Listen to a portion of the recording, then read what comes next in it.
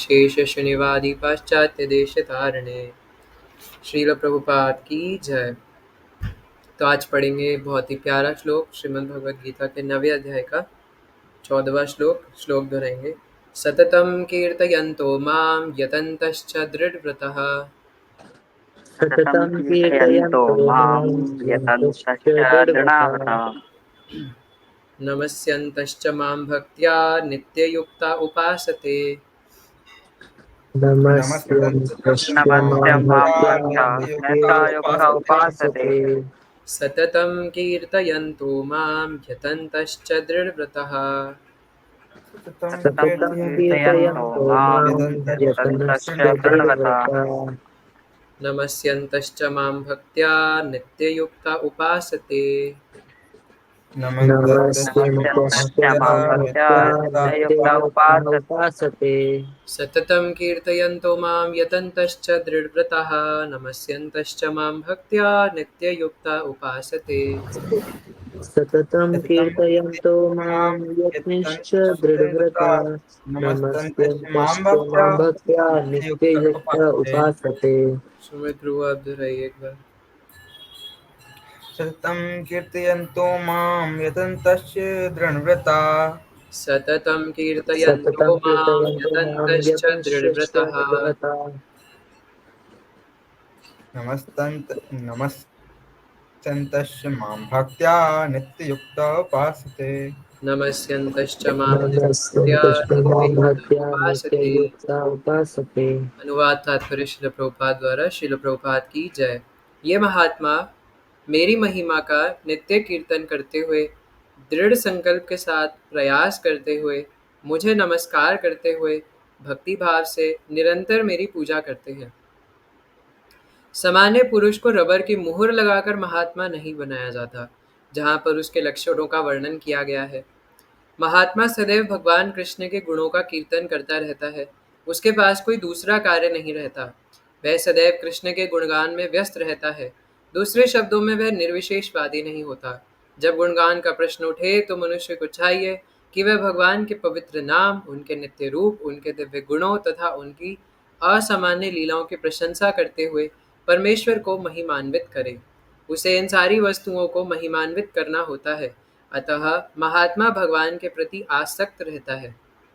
जो व्यक्ति परमेश्वर के निराकार रूप ब्रह्म ज्योति के प्रति आसक्त होता है, उसे भगवत गीता में महात्मा नहीं कहा गया। उसे अगले श्लोक में अन्य प्रकार से वर्णित किया गया है। महात्मा सदैव भक्ति के विविध कार्यों में यथा विष्णु के श्रवण कीर्तन में व्यस्त रहता है। जैसा कि श्रीमद् भागवत में उल्लेख है, यही भक्ति श्रवणम कीर्तनम विष्णु तथा स्मरणम है। ऐसा महात्मा अंततः भगवान के 5 दिव्य रसों में से किसी एक रस में उनका सानिध्य प्राप्त करने के लिए दृढ़व्रत होता है। इसे प्राप्त करने के लिए वह मनसा वाचा कर्मणा अपने सारे कार्यकलाप भगवान कृष्ण की सेवा में लगाता है। यही पूर्ण कृष्ण भावनामृत कहलाता है। भक्ति में कुछ कार्य हैं जिन्हें दृढ़ व्रत कहा जाता है, यथा प्रत्येक एकादशी को तथा भगवान के आविर्भाव दिवस जन्माष्टमी पर उपवास करना। ये सारे विधि विधान महान आचार्यों द्वारा उन लोगों के लिए बनाए गए हैं जो दिव्य लोक में भगवान का सानिध्य प्राप्त करने के इच्छुक हैं। महात्मा जन इन विधि विधानों का दृढ़ता से पालन करते हैं। फलतः उनके लिए वांछित फल की प्राप्ति निश्चित रहती है, जैसा कि इसी अध्याय के 2वें श्लोक में कहा गया है। यह भक्ति न केवल सरल है, अपितु इसे सुखपूर्वक किया जा सकता है। इसके लिए कठिन तपस्या करने की आवश्यकता नहीं पड़ती। मनुष्य सक्षम गुरु के निर्देशन में इस जीवन को गृहस्थ, सन्यासी या ब्रह्मचारी रहते हुए भक्ति में बिता सकता है। वह संसार में किसी भी अवस्था में कहीं भी भगवान की भक्ति करके वास्तव में महात्मा बन सकता है। ओके, तो जैसा कि हम जानते हैं कि भगवान पिछले श्लोकों में बता रहे थे कि जो भक्ति नहीं करते उनकी क्या गति होती है, उनके सिम्टम्स क्या होते हैं। फिर पिछले वाले श्लोक में भगवान ने बहुत डिटेल में बताया कि महात्मानस्तु माम पार्थ दैवीं प्रकृतिम आश्रितः, कि जो भगवान के भक्त होते हैं उनकी क्या डेस्टिनेशन होती है, उनके क्या सिम्टम्स होते हैं, और वो लोग देवी प्रकृति के संरक्षण में रहते हैं, योग माया के संरक्षण में रहते हैं, और भजनते अनन्य मनसः ना, ये हमने लास्ट क्लास में पढ़ा था कि वो भगवान की सेवा करते हैं अनन्य मन से होकर के। तो उसी को कंटिन्यूएशन में भगवान आज आगे कहते हैं कि आप कोई इस प्रकार कैसे भजन करें अनन्य मन से होकर के, और ठीक है, भगवान ने जैसा बोला कि ज्ञात्वा भूतादिम अव्ययम पिछले श्लोक में, कि जो ये जानता है कि मैं आदि हूँ और अनंत हूँ, है ना, कि मेरा ना कोई शुरुआत है और ना कोई मेरा अंत है, ये तो जान गया। लेकिन ये जानने के बाद क्या करना है? क्या सिर्फ जानने मात्र से सब हो जाएगा? नहीं। तो इसलिए भगवान आज का श्लोक कहते हैं कि सततम कीर्तयन्तो माम यतन्तश्च दृढ़व्रतः नमस्यन्तश्च माम भक्त्या नित्ययुक्त उपासते। तो सबसे पहले भगवान कहते हैं कि सततम कीर्तयन्तु माम, कि सततम मतलब निरंतर भी होता है। और जैसे मैं एक बार पहले भी कह रहा था, अगर आप बस ये काउंट करने बैठ जाओ कि भगवत गीता में शिला प्रभुपाद ने कितनी बार निरंतर शब्द लिखा है या इसके सिनोनियम्स लिखे हैं, तो वो पढ़ते पढ़ते ही है ना आपके सालों साल बीत जाएंगे कि कितनी बार निरंतर निरंतर निरंतर निरंतर प्रभुपाद ने बार बार लिखा है। तो इससे हमें पता चलता है कि भक्ति जो है वो कांस्टेंट है, भक्ति कभी भी रुकती नहीं है।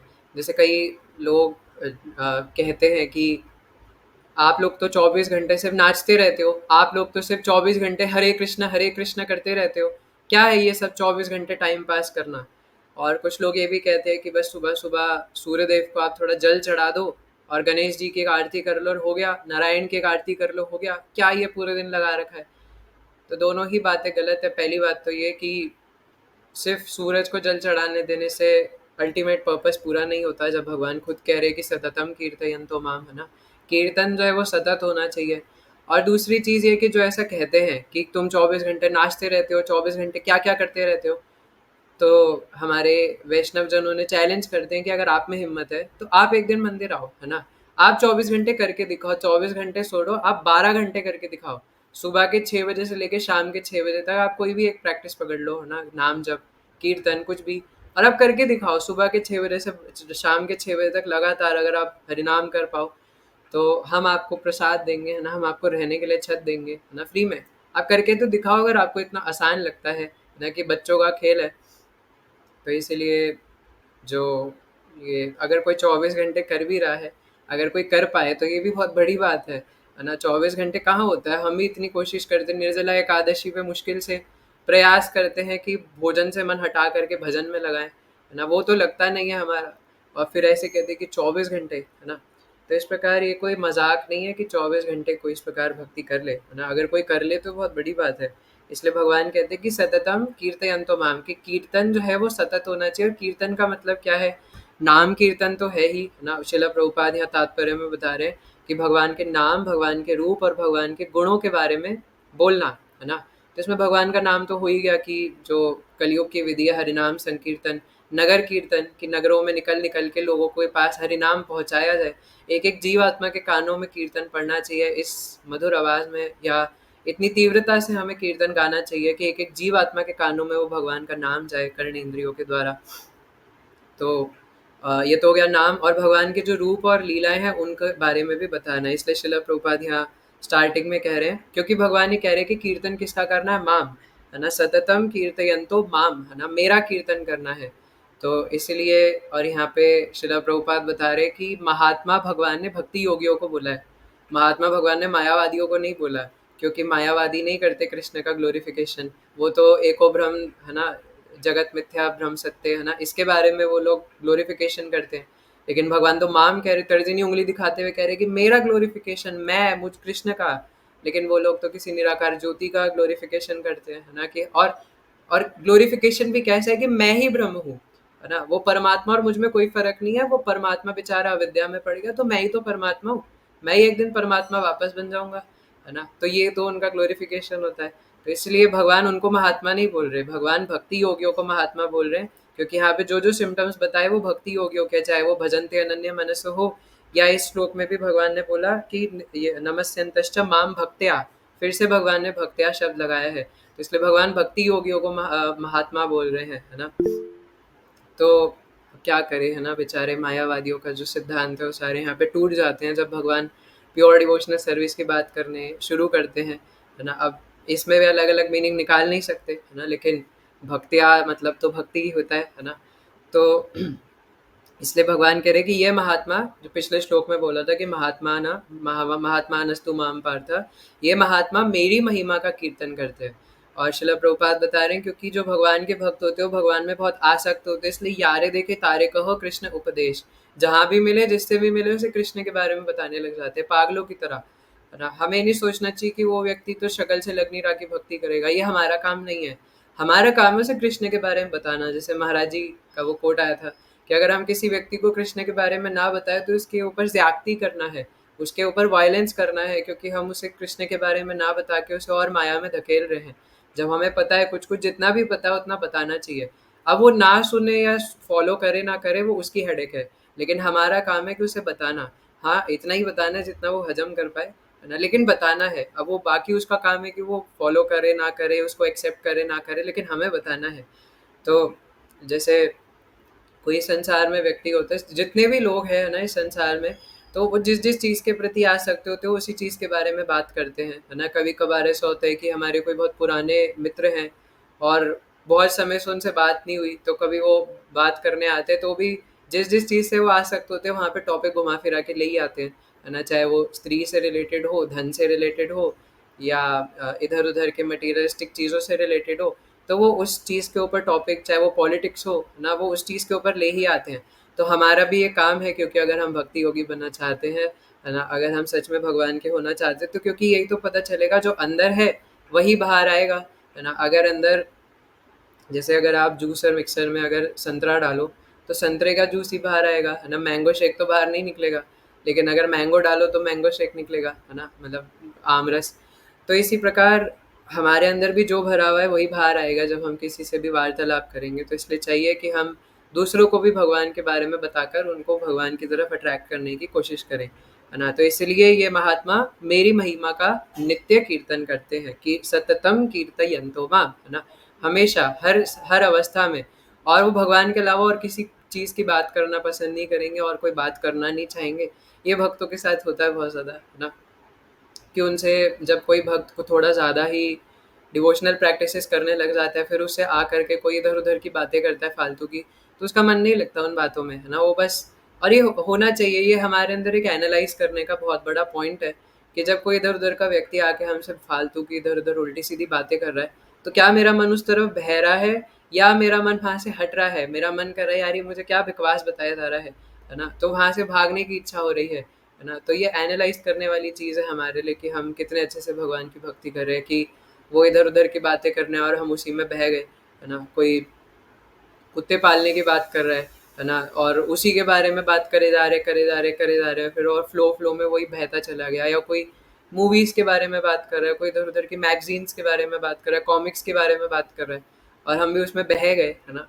तो इससे हमें पता चल जाएगा कि हमारे अंदर भी क्या भरा हुआ है। तो इसलिए जो भगवान के भक्त हैं तो सततम कीर्तन करते हैं, है ना। इसलिए जो नाम जब भी है वो भी सतत रूप से होना चाहिए, है ना। इसलिए मैं उस दिन भी कह रहा था कि चैतन्य महाप्रभु ने 64 माला मिनिमम कहा था, लेकिन शिला प्रभुपाद ने घटा घटा के 16 कर दिया, ताकि हम 16 राउंड्स करने के बाद बाकी सेवाओं में एंगेज रहें, है ना। लेकिन हम लोग 16 राउंड्स करते हैं, नहीं भी करते, और उसके बाद फिर बाकी टाइम सोशल मीडिया स्क्रॉलिंग में या इधर उधर समय गंवाते हैं, है ना। लेकिन शिला प्रभुपाद ने इसलिए मिनिमम 16 राउंड्स का क्राइटेरिया नहीं रखा, इसलिए रखा है ताकि मूवमेंट आगे बढ़ सके। और ये मूवमेंट आगे कैसे बढ़ेगा, इसके लिए शिला प्रभुपाद ये भी कहते हैं कि I want just one moon, I don't want millions of rascals of stars, है ना। अगर सिर्फ एक मून एक सिंसियर स्टूडेंट है तो बस वही मिशन को आगे बढ़ा सकता है, लेकिन बहुत सारे लोग हो जो कुछ ना करे और खाली पड़े रहे आलसियों की तरह, इससे कुछ नहीं होने वाला, है ना। इससे बेटर है कि एक स्टूडेंट आए लेकिन वो सिंसियर रहे, और क्योंकि वो फिर आगे अपने आप में सिंसियर रहेगा तो फिर वो आगे भी दूसरों को कृष्ण के बारे में बताएगा, and automatically movement will grow. इसके लिए शिला हल्दर महाराज ये भी कह रहे थे, अभी रिसेंटली मैं देख रहा था, तो महाराज कह रहे थे कि एक गुरु को शिष्य नहीं चाहिए, है ना, शिष्य को गुरु चाहिए, है ना। क्योंकि गुरु के पास एक शिष्य चला गया तो और आ जाएंगे, है ना, और लोग सेवा कर लेंगे, पर शिष्य के पास तो और कोई ऑप्शन नहीं है, उनके पास तो वही गुरु है ना। क्या हो रहा है, तो इसलिए हमारे बहुत इम्पोर्टेंट है कि हम भी शिला प्रभुपाद के लिए मून बनने की कोशिश करें, है ना, और कुछ सेवा में प्रयोग हो सके, नमक हराम बनने की कोशिश ना करें, है ना, कि बस लेते रहे लेते रहे लेते रहे और फिर उसका फ़ायदा उठाते रहें। तो इसलिए भगवान कहते हैं कि सततम कीर्तयन्तो माम, है ना, कि हम कीर्तन मतलब वो अपना भी जो नाम जप है, नाम कीर्तन है, वो भी सतत रूप से करता है ना। ऐसा नहीं कि महीने में एक बार, है ना, कभी 5 माला हो गई, कभी 6 माला हो गई, कभी 0 माला, कभी माइनस में जारी है ना। तो ऐसा नहीं होता एक भक्त के साथ, लेकिन वो सतत रूप से नाम कीर्तन करता है, और क्योंकि देखिए, जब हम भगवत धाम में भी जाएँगे, क्योंकि ये ऐसे समझ में नहीं आता, है ना? ऐसा रूल्स एंड रेगुलेशंस की तरह फिर हम इसको लेने लग जाते हैं। तो इसको ऐसे समझिए कि जब कोई भक्त भगवत धाम में होता है या कोई नित्य सिद्ध वैष्णव है या जो भी है भगवान के पार्षद, वो नित्य रूप से भगवान का ही स्मरण करते हैं, भगवान को ही पुकारते हैं, भगवान के ही बारे में चिंतन करते हैं, जो करते कृष्ण के बारे में ही करते, चाहे वो गोपियाँ हों, गोप सखा हों। तो हम लोग भी जब भगवत धाम में जाएँगे, है ना? तो वहाँ पे भी वो असहाय रूप से अगर भगवान हमसे दूर हो गए, है ना? तो वहाँ पे भी भगवान को पुकारना है ना? और वहाँ पे नाम जप छोड़ना, अब जैसे यहाँ पे नाम जप छोड़ के हम इधर-उधर थोड़े से डोपामाइन के लिए अपना टाइम वेस्ट करने लग जाते हैं। अगर वहाँ पे भी हम ये करने लग गए तो हो गया काम, है ना? तो इसलिए यहीं से जो हमें प्रैक्टिस करना पड़ेगा, तो इस तरीके से भी इसको समझा जा सकता है ना? लेकिन घुमा-फिरा के बात यही है कि हरिनाम ही सार है ना? और हरिनाम से ही सब कुछ रिवील हो जाता है। तो इसलिए नाम जो है वो सतत रूप से लिया जाता है। जैसे अमरेंद्र प्रभु जी एक बार बहुत पहले एक कथा बता रहे थे कि वृंदावन में किन्हीं अन्य संप्रदाय के एक अ, महात्मा थे, जो बाद में बड़े हो के महात्मा बनने वाले थे, लेकिन जब वो छोटे थे तो एक स्कूल में पढ़ते थे और वहाँ पे एक बार एक विद्यार्थी के कुछ पैसे चोरी हो गए। तो मास्टर जी ने पूछा किसने चुराए हैं? तो किसी बच्चे ने, ये जो आगे चल के महात्मा बनने वाले थे, अब किसको क्या पता, है ना? वो तो वहाँ पे स्टूडेंट थे। तो उन्होंने ऐसे इल्ज़ाम लगा दिया झूठा कि इसने चुराए हैं। तो मास्टर जी ने खड़ा करके पूछा कि तुमने चुराए हैं? तो वो बच्चा कहता है कि नहीं मास्टर जी, मैंने नहीं चुराए। तो मास्टर जी कहते हैं पर उसने तो बोला कि तुमने चुराए। तो वो अपना मुँह नीचे कर लेते हैं। तो वो अपना डंडा निकालते हैं और उसका हाथ आगे करके जो महात्मा बनने वाले थे उनको मारते, खूब मारते हैं ना, और मारते-मारते 10 मिनट तक रुकते ही नहीं। तो पीछे एक दूसरा विद्यार्थी बैठा था जिसने एक्चुअल में पैसे चुराए थे, उसका थोड़ा दिल रीझ जाता है। तो वो खड़े होके कहते हैं कि मास्टर जी आप इसको मत मारिए, पैसे तो मैंने चुराए थे। तो वो जो टीचर थे वो थोड़ा उनका दिमाग फिर जाता है और सोचते हैं कि ये क्या हुआ, है ना? कि वो पूछते हैं बच्चे से कि मैंने तुमसे जब पूछा कि तुमने पैसे चुराए थे तो तुमने क्यों नहीं बोला? तो वो कहते हैं कि सर मैंने कहा तो था कि मैंने नहीं चुराए। तो सर कहते हैं कि मैंने तो लेकिन तुमसे दोबारा भी पूछा था।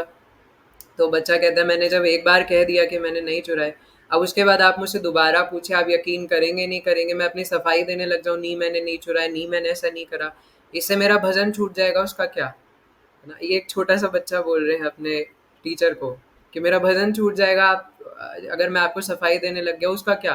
है ना? तो जितनी देर में मैं सफाई देने लगूँगा, उतनी देर में मेरा भजन छूट जाएगा, लेकिन वहीं पे अगर मैं हरिनाम को पकड़ के रखूँ, आप मेरे को मारेंगे, उससे क्या? उससे मेरा जो प्रारब्ध है वो कट जाएँगे और हरिनाम भी चलता रहेगा और अनंतो गुत्वा, मैं भगवान को प्राप्त करूँगा। तो क्या फ़ायदा कि मैं आपको सफाई देने लग जाऊँ, मैंने नहीं करा ऐसा कह कर के। तो फिर वो बाद में जाके बहुत बड़े महाजन बने, है ना? तो इस प्रकार हम देख सकते हैं। तो अमरेंद्र प्रभु जी ऐसा कह रहे थे कि बैल की तरह हमारी चर्बी हो जानी चाहिए, जैसे एक सांड होता है ना, कि उसे मारो तो उसको कोई फ़र्क नहीं पड़ता, है ना? तो वैसे ही, है ना? तो प्रभु जी कह रहे थे कि हम हरिनाम कर रहे हैं और वो हरिनाम लेते हुए कोई हमें तंग करे आकर, है ना? तो उनको पता होना चाहिए कि हरिनाम करते हुए इस व्यक्ति को तंग नहीं करना, क्योंकि वो गुस्सा हो जाते हैं, है ना? तो इस प्रकार से नाम के प्रति शरणागत होने चाहिए, है ना? लेकिन खुद भी ऐसा कि हर समय जो नाम जो है वो निरंतर चलता रहे, है ना? जीव जो है वो निरंतर चलती रहे। जैसे अ, जैसे एक श्लोक आता है ना हमारे शास्त्रों में कि उठीते सोईते खाईते, क्या था? उठीते बैठीते खाईते सोईते जथा तथा नाम लो, देश काल नियम नहीं सर्व सिद्धि है ना? कि उठते बैठते खाते पीते हर जगह पे भगवान का नाम लो, इसके लिए कोई नियम नहीं है और कोई देश काल का नियम नहीं है कि इसी काल में नाम जप करना है या इसी जगह पे नाम जप करना है, ऐसा कुछ नहीं है, है ना? किसी भी जगह पे नाम जप किया जा सकता है और ऐसा करने से सर्व सिद्धि हो जाती है और दशों दिशाएं मंगल हो जाती हैं, है ना?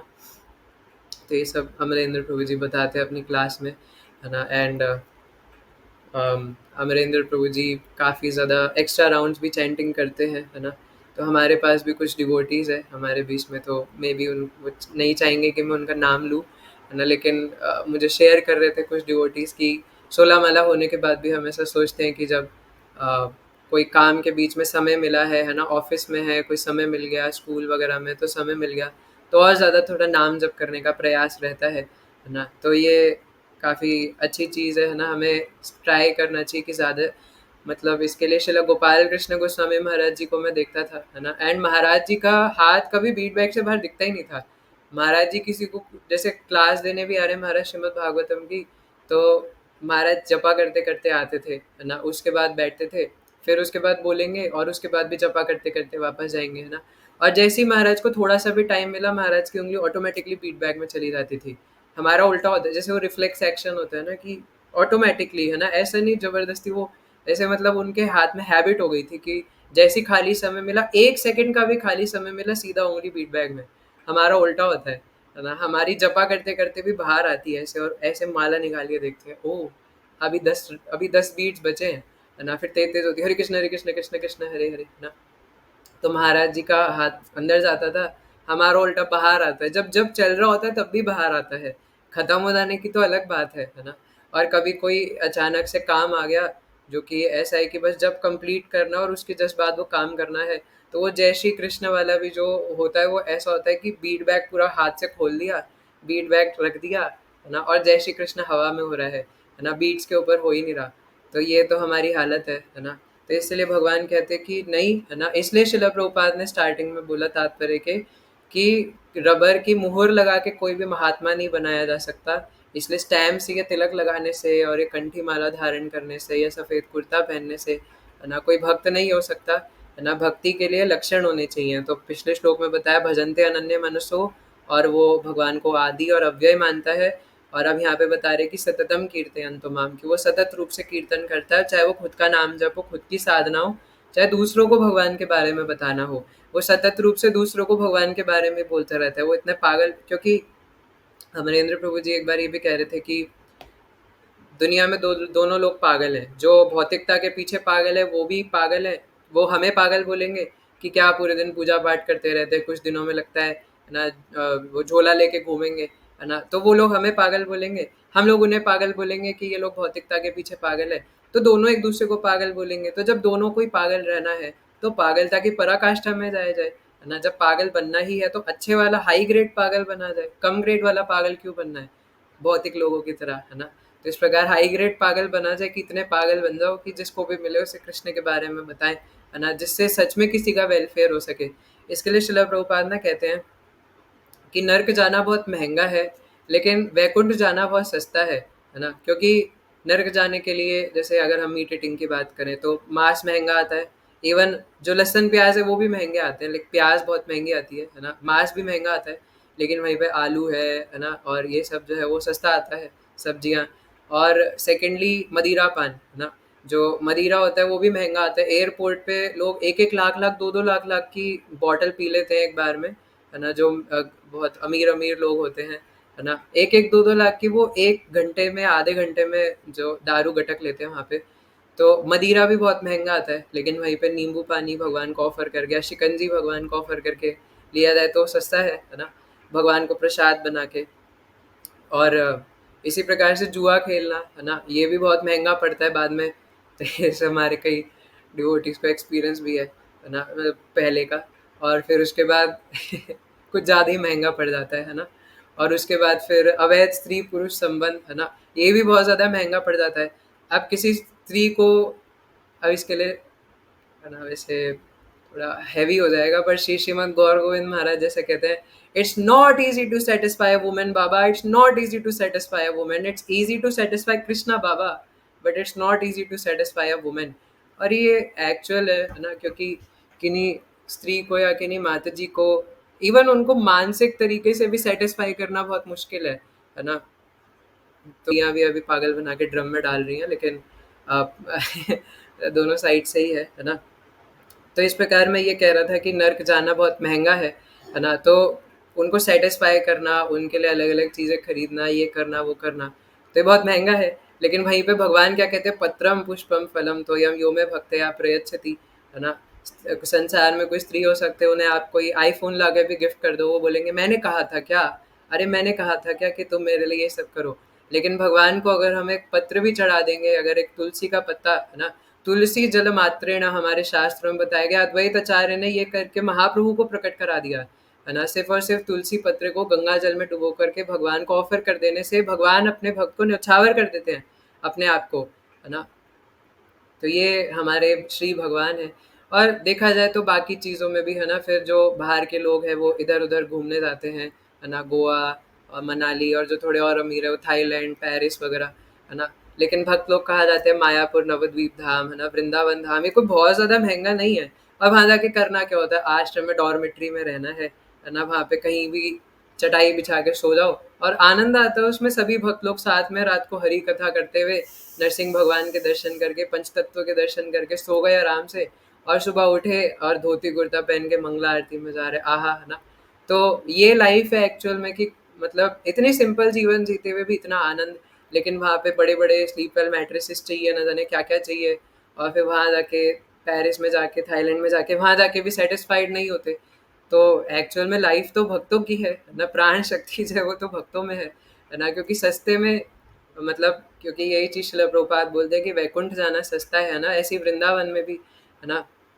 तो आनंद भी आता है, और लेकिन वहीं पे अगर नर्क जाना है तो वो महँगा है ना, क्योंकि नर्क जाने के लिए जो-जो चीज़ें करनी पड़ती है सब महँगी है। ऐसे आजकल फ़ास्ट फ़ूड की भी बात करें तो कितना महँगा आता है, लेकिन वही चीज़ अगर हम घर पे अगर सिंपल लिविंग हाई थिंकिंग, है ना, श्रील प्रभुपाद कहते हैं कि कोई ज़रूरत नहीं बड़ी-बड़ी फैक्ट्रीज़ में काम करने की, नट बोल्ट बनाने की, ये सब करने की। आप जो है खेती-बाड़ी करके, गाय पाल के आराम से जीवन यापन कर सकते हो, लेकिन जब आपको लग्ज़रीज़ चाहिए, बहुत सारी चीज़ें चाहिए, तो फिर ये सब करना पड़ता है ना। तो ऐसा श्रील प्रभुपाद अपने स्मॉल बुक्स के अंदर बताते हैं, कई सारे लेक्चर्स में भी बताते हैं, है ना, कि खेती-बाड़ी करके और एक गाय को धो करके और इस प्रकार से आराम से कोई भी व्यक्ति, है ना, बहुत सिंपल लिविंग हाई थिंकिंग में रह सकता है ना। लेकिन जब इच्छाएँ बहुत ज़्यादा बढ़ जाती है, तो इसलिए नर्क जाना महँगा है ना। तो इसलिए यहाँ पे भगवान कहते हैं कि मेरा नित्य कीर्तन करते हैं और यतन्तश्च दृढ़व्रतः, है ना। अब यहाँ पे संकल्प पूर्वक प्रयास करते हैं, दृढ़ संकल्प के साथ प्रयास करते हैं, यतन्तः, यतन करते हैं ना। हिंदी में यतन का मतलब यही होता है कि प्रयास करना, किसी चीज़ के लिए यतन करना है, प्रयास करना, कि मैं बहुत यतन कर रहा था कि मेरा जेईई का एग्ज़ाम निकल जाए, मैं बहुत प्रयास कर रहा था। तो एक बहुत इम्पोर्टेंट पॉइंट है हमारे लिए यहाँ पर कि अब इस श्लोक से भगवान हमें समझाना चाह रहे हैं कि हम सिर्फ प्रयास तो करें भगवान को पाने का, उसके बाद भगवान हमें अपनी तरफ ऑटोमेटिकली खींचेंगे। अगर हम एक कदम भगवान की तरफ बढ़ाएंगे तो भगवान 1000 कदम हमारी तरफ बढ़ाएंगे। तो कम से कम हम प्रयास तो करें भगवान की तरफ जाने का, है ना। इसलिए भगवान यतन्तश्च दृढ़व्रतः कहते हैं। जैसे श्रील रूप गोस्वामी पादुपदेशामृत के अंदर कहते हैं कि उत्साह निश्चयात धैर्यात, है ना, ये 3 चीज़ें होनी चाहिए हमारे अंदर। तो ये दृढ़ता, है ना, ये निश्चय, ये एंथुसियाज़्म है, डिटर्मिनेशन, और डिटर्मिनेशन के साथ क्या करना है, प्रयास करना है। क्या क्या करने का, सततम कीर्तयन्तो माम, भगवान का सतत कीर्तन करने का दृढ़ संकल्प के साथ प्रयास करना है। कम से कम प्रयास तो करें, धीरे-धीरे, धीरे-धीरे, और प्रयास के साथ साधना, है ना, प्रार्थना और साधना को जब हम मिला देते हैं, तब हमारी स्पिरिचुअल एडवांसमेंट तेज़ी से होती है ना। तो प्रार्थना और साधना को मिला करके, तो इसलिए अगर हम इस प्रकार से प्रयत्न करें, तो और कैसे प्रयत्न करना है, मनसा वाचा कर्मणा, श्रील प्रभुपाद तात्पर्य के अंदर बता रहे हैं कि अपने मन से, वचन से और कर्म से, है ना, तीनों चीज़ों को हम भगवान के ऊपर शरणागत करें और उन सभी को भगवान की सेवा में लगाएं, है ना। फिर आगे कह रहे हैं नमस्यन्तश्च माम भक्त्या, है ना, नमस्कार करते हुए, दृढ़तापूर्वक प्रयत्न करते हुए और नमस्कार करते हुए, क्योंकि च बोला है, नमस्यन्तश्च, है ना। अब यहाँ पे भगवान ओबीसियंसेस की ग्लोरीज बता रहे हैं, है ना, या एक सरेंडरनेस का मूड, क्योंकि जैसे चौथे अध्याय में भी तद्विद्धि प्रणिपातेन परिप्रश्नेन सेवया, उसके अंदर भी ये प्रणिपातेन नमस्यन्तश्च, है ना। कुंती महारानी भी जब भगवान को ग्लोरीफाई करती हैं तो भगवान को कई 3-4 बार वो नमस्कार ही करती हैं, है ना। तो ये नमस्कार करने की बहुत महिमा है। इसलिए जब हम भगवान को प्रणाम करते हैं तो कुछ नए भक्तों के मन में ये प्रश्न आ सकता है कि ये भगवान को क्या लेट करके प्रणाम करते रहते हैं, है ना। और ऐसा भी कई-कई जगहों पे बताया गया है कि भगवान को कम से कम 3 बार हमें दिन में झुक करके दंडवत साष्टांग प्रणाम करना चाहिए, है ना, अपने भगवान को, गुरुदेव को, श्रील प्रभुपाद को, है ना। तो यहाँ पे इन सब तमाम श्लोकों में भगवान इसकी ग्लोरीज़ बताते हैं कि क्यों भगवान को इस प्रकार से प्रणाम किया जाता है। तो इस प्रकार अष्टांग प्रणाम झुक करके नमस्त्यन्तश्च, भगवान को प्रणाम करना। और प्रणाम करना, महाराज जी कह रहे थे कि ये कोई मैकेनिकल एक्सरसाइज नहीं है ना, कि झुके लेटे और कई बार तो सो ही जाते हैं, है ना। तो इस प्रकार ये कोई मैकेनिकल एक्सरसाइज नहीं है। प्रणाम करने की पूरी विधि है कि सरेंडरनेस के साथ, है ना। या नमस्त्यन्तश्च का ये भी मतलब है कि हम भगवान को शरणागति एक दिखला रहे हैं कि मैं आपके शरणागत होने का प्रयास कर रहा हूँ, या मैं आपके शरणागत हो रहा हूँ, है ना? तो इसलिए ये नमस्कार करना भगवान को, नमस्त्यंतश्च ओबीसियंसेस देना, प्रणाम करना अति आवश्यक है ना? क्योंकि भगवान हमारे मास्टर है, सुप्रीम पर्सनैलिटी ऑफ गॉडहेड है ना? इसलिए उनको प्रणाम करना, है ना? इवन इस संसार में लोग पॉलिटिशियंस को, अगर किसी डॉक्टर ने कुछ अच्छा करा तो उनको भी प्रणाम करते हैं, माता पिता को भी प्रणाम करते हैं। एवं बाहर के लोग में थोड़ा वो ग्रैटिट्यूड बोलते हैं, थैंक यू बोल देते हैं, है ना? लेकिन हमारे कल्चर में प्रणाम करना, है ना, सिखाया गया है। तो इसलिए ये सब बहुत ज़रूरी है कि भगवान को नमस्कार करते हुए, प्रणाम करते हुए किया जाए। और ये नमस्कार सिर्फ हाथ जोड़ना नहीं है, यहाँ तक सीमित नहीं है, या झुकना यहाँ तक सीमित नहीं है, बल्कि एक शरणागति के भाव के साथ हम भगवान को नमस्कार करें कि मैं सिर्फ आपका हूँ, आप मेरे हैं, है ना? महाराज जी तो कोई बहुत बड़ी विधि बता रहे थे एक बार कि अपना, मतलब पहले के समय में ऐसा होता था, अपना गोत्र बताना शायद, है ना, सुशील प्रभु जी को शायद पता होगा, है ना, जो महाराज जी से रेगुलर हियरिंग करते हैं, है ना? अपना गोत्र बताते हैं और अपने अपना नाम, परिवार का नाम। तो महाराज ने कोई बहुत बड़ी विधि बताई थी, मुझे पूरी नहीं याद, कि इस प्रकार से पहले के समय में प्रणाम किया जाता था। पर आजकल तो बस वो, महाराज जी कह रहे थे कि कभी कोई वैष्णव वगैरह भी आते तो ऐसे, अरे यार अब झुकना पड़ेगा, है ना यार, ये क्यों आ गए यार, इन्हें भी अभी आना था, थोड़ा बाद में आ जाते, अब झुकना पड़ेगा, है ना? कि नहीं, और भी वैष्णवों को प्रणाम करते हैं तो भी सोचते हैं, अरे यार, है ना, यार बार बार झुकना पड़ेगा, है ना? कभी किसी फेस्टिवल में जाते हैं तो वहाँ पे हर थोड़ी देर में कोई ना कोई वैष्णव मिलते रहते हैं, है ना? बार बार उन्हें प्रणाम करना पड़ता है। तो भी सोचते हैं, यार वैसी कमर में दर्द हो रहा है, कितनी बार झुकवाएंगे ये लोग, है ना? बार बार प्रणाम करना पड़ रहा है। तो ये तो हमारी हालत है। लेकिन हमारे शिला सनातन गोस्वामी 3000 बार डेली प्रणाम करते थे, है ना? आई गेस 2000 बार, तो 3000 बार वो डेली टोटल प्रणाम करते थे। और बहुत बड़ी आयु में भी, है ना, 60-70 साल की उम्र में भी डेली, है ना? पहली बात तो वो वृंदावन से रोज 21 किलोमीटर गोवर्धन तक चल के जाते थे। उसके बाद गोवर्धन की पूरी परिक्रमा पैदल करते थे। उसके बाद 3000 बार प्रणाम करते थे। उसके बाद फिर वापस वृंदावन जाते थे। फिर इसके बाद ग्रंथ लिखना, उसको पढ़ना, अपनी साधना, ये सब तो अलग है ना? तो सिर्फ प्रणाम करने की अगर बात करें तो हमारे श्रील सनातन गोस्वामी पाद रोज 3000 बार प्रणाम करते थे, है ना? और हमें 2-3 बार करने में, एक बार करने में भी आफत आती है। तो इसलिए भगवान को प्रणाम करने की, ये नमस्त्यंतश्च, न नमस्त्यंश्च माम नित्य भक्त्या, तो इसकी भी बहुत अपने आप में एक महिमा है ना? और यहाँ पे भी भगवान कह रहे हैं माम, फिर तर्जनी उंगली दिखाते हुए कह रहे हैं कि मुझे नमस्कार करे। अब इसके बाद भी मायावादी, छायावादी, कायावादी बोले कि, या कोई भी अथीस्टिक पर्सन बोले, है ना, कि भगवान अननोन है ना, और भगवान का कोई स्वरूप नहीं है, ये वो, तो ऐसा नहीं हो सकता, है ना? भगवान यहाँ पे खुद कह रहे हैं कि मुझे नमस्कार करते हुए, है ना, भगवान श्री कृष्ण को। और ऐसे भी निराकार को नमस्कार नहीं किया जा सकता, ना ही निराकार को ओबीसेंसेस दिए जा सकते हैं, है ना? और फिर कहते हैं कि भक्त्या नित्य युक्ता उपासते, कि नित्य युक्ता मतलब फिर से वही, है ना, सदैव निरंतर। और भक्ति युक्ता मतलब, भक्त्या मतलब भक्ति में सदैव रहकर, उपासते, है ना, मतलब पूजा करते हैं। तो उपासना भी किसकी हो, तो सिर्फ भगवान की हो, है ना, वर्शिप। और भक्त्या नित्य युक्ता, है ना, कि भक्ति भाव से भगवान की निरंतर उपासना हो। तो जैसा भगवान ने पिछले श्लोक में बोला था, भजन्त्या अनन्य मनसः, है ना, कि सेवा करते हैं। तो ये सेवा भक्ति भाव से हो, यानी कि वही फिर से वही बात की लविंग डिवोशनल सर्विस। तो कल एक पॉइंट लास्ट में रह गया था, है ना, बताना, कि जब हम भगवान की सेवा करते हैं, नॉर्मली भी जब हम किसी पर्सन की भी सेवा करते हैं ना, तो हम हमेशा ये चीज़ देखेंगे कि हमें कोई भी चीज़ का भोग करने से ज़्यादा सेवा करने में आनंद आएगा।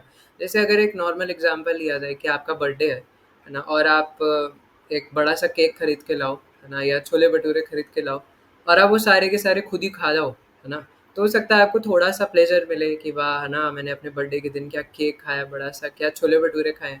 लेकिन वहीं पे आप वही केक खरीदो, है ना, और उसका भगवान को ऑफ़र करके, मतलब या खुद बना के सात्विक तरीके से उसको ऑफ़र करके, और फिर उसको थोड़ा-थोड़ा कट करके और फिर गरीब बच्चों में बाँटने जाओ, है ना? खुद मत खाओ और उनको बाँटो। आप खुद अपने आप देख लो, है ना, पहले इस्तेमाल करें फिर विश्वास करें कि आपको किसमें ज़्यादा प्लेज़र आ रहा है, खुद खाने में या गरीब बच्चों को बाँटने में, है ना? तो वो सेवा करने में ज़्यादा आनंद आता है। तो मैं ये, जब कई बार प्रसाद डिस्ट्रीब्यूशन की सेवा होती है ना? तो कभी-कभार जब मैं करता हूँ प्रसाद डिस्ट्रीब्यूशन की सेवा, तो मैंने कई बार देखा है कि प्रसाद खाने में उतना आनंद नहीं आता जितना प्रसाद बाँटने में आता है है ना, दूसरे भक्तों को बाँटने में। और जब वो कहते हैं कि जैसे वो बोले प्रभु जी 2 पूरी और दे दो, तो उनको वो पूरी 2 पूरी और देने में उस टाइम जो प्लेज़र फ़ील हो रहा होता है ना, वो प्लेज़र 2 पूरी एक्स्ट्रा माँग के खाने में फ़ील नहीं होता, है ना? तो यहाँ पे आपके अंगूठे इस बात का प्रमाण है कि ये चीज़ सत्य है ना? कि मतलब मैं ये नहीं कह रहा प्लेज़र फ़ील नहीं होगा, प्लेज़र फ़ील होगा, लेकिन जितना प्लेज़र सेवा करने में फ़ील होगा, उतना प्लेज़र खुद भोग करने में फ़ील नहीं होगा। इससे पता चलता है कि हम सेवा करने के लिए ही बने हैं, है ना? जो लिविंग एंटिटी है वो सिर्फ़ सेवा करने के लिए बना था, और हम सब सेवा ही कर रहे हैं संसार में किसी न किसी की।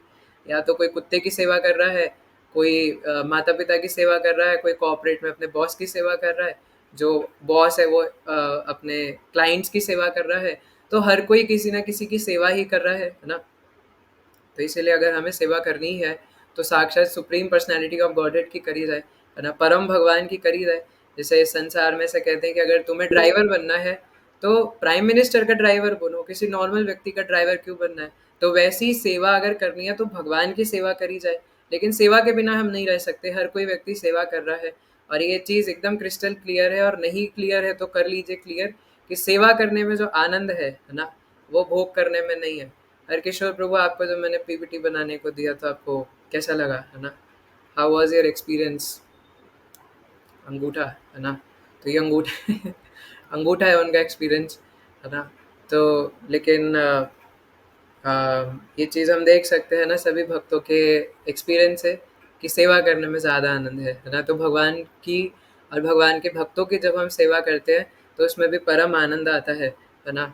चाहे हमें खुद कुछ वो चीज़ ना मिले, लेकिन जब दूसरों की सेवा करते हैं तो उसमें ज़्यादा प्रेम है ना? तो इसीलिए भगवान पिछले श्लोक में बोलते हैं कि भजन्ते अनन्य मनसो, और फिर इस श्लोक में भी कि माम भक्त्या नित्य युक्ता उपासते, कि मेरी भक्ति भावना से नित्य और सेवा करी जाए, और अनन्य मन से सेवा करी जाए, क्योंकि दोनों श्लोक एक साथ ही हैं। तो इस प्रकार हमें भगवान की सेवा करनी चाहिए, है ना? तो इसलिए जो मैं कल बोल रहा था कि हमें अपनी इंद्रियों के लिए नहीं, भगवान की इंद्रियों के लिए सेवा करनी चाहिए। इससे अल्टीमेटली हमारी ही इंद्रियाँ तुष्ट होंगी, है ना? लेकिन अगर हम अपनी इंद्रियों के बारे में सोचेंगे, तो 2 मिनट के लिए तुष्ट होगी, फिर खुद गिल्ट होगा, फिर खुद हम लोग जो है स्ट्रेस, एंग्ज़ायटी सब में डूब जाएँगे। लेकिन अगर हम भगवान की इंद्रियों की सेवा करेंगे, तो भगवान के तुष्ट होने से हम भी तुष्ट, और पूरा जगत तुष्ट हो जाएगा। जैसे प्रभुपाद हमेशा वो फ़ेमस एग्ज़ाम्पल देते हैं कि पेड़ की जड़ों में अगर पानी डाला जाए, तो टहनियों तक अपने आप पहुँच जाएगा। कोई बेवकूफ़ हो, पेड़ की टहनियों में और पत्तों में पानी डाले, तो इससे कुछ नहीं होगा। लेकिन अगर जड़ों में पानी डाले, तो पेड़ों टहनियों में, ब्रांच में, सॉरी, जो ट्रंक होता है ना, हर जगह अपने आप पानी पहुँच जाएगा। तो इस प्रकार अगर हम भगवान की सेवा करेंगे, तो हम भी प्रसन्न, और पूरा जगत अपने आप प्रसन्न हो जाएगा। हमारे जेईई नीट निकाल लेने से, हमारे शादी कर लेने से, है ना? हमारे अलग-अलग, जैसे कई लोग बोलते हैं कि अगर तुम शादी नहीं करोगे, तो हमारा परिवार वंशज आगे कैसे बढ़ेगा? तो अमरेंद्र प्रभु जी बोल रहे थे कि आप कोई क्षत्रिय हो क्या? है ना? आप कोई राजपूताना कुटुंब है क्या कोई आपका बहुत बड़ा, कि आपको अपना वंशज आगे बढ़ाना है ना? तो इस प्रकार लेकिन ऐसा कहते हैं, है ना? तो ये सब करने से भी लेकिन कोई प्रसन्न नहीं होता, है ना? कोई परिवार आदि में कोई प्रसन्न नहीं होता, कुछ नहीं होता। तो इसलिए अगर किसी को प्रसन्न करना है, तो भगवान को प्रसन्न करने से बाकी सब ऑटोमैटिकली प्रसन्न हो जाएँगे। और हम ये चीज़ देख सकते हैं कि कई सारे भक्त हैं ना, जो कि कुछ-कुछ सालों से भक्ति करने का प्रयास कर रहे हैं, और उनके पेरेंट्स पहले नॉन डिवोटीज़ हुआ करते थे। वो भी पहले चिल्लाते थे, है ना, गाली देते थे, ये वो, लेकिन उन्होंने बहुत टॉलरेट करके कुछ नहीं बोला, और अपनी भक्ति करते रहे।